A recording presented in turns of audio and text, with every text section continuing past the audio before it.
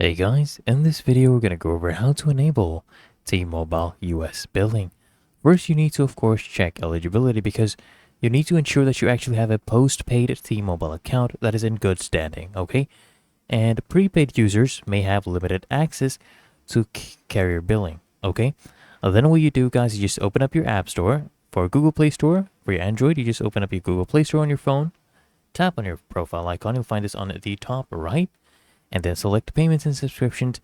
Go to payment method. If you are on the Apple App Store for your iPhone, open up the App Store on your iPhone, tap on your profile icon, same way in the top right, select on manage payments, and then click on add payment method. Now here you go ahead and choose use T-Mobile billing or mobile phone billing, basically, okay?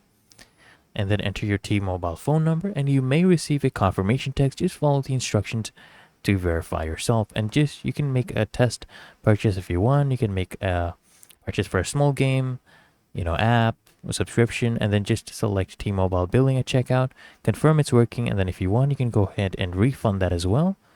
Really that easy and simple. So I hope this guide provided value to you, and if it did, consider smashing that like button as well as subscribing to frequently asked questions, and I'll see you in the next one.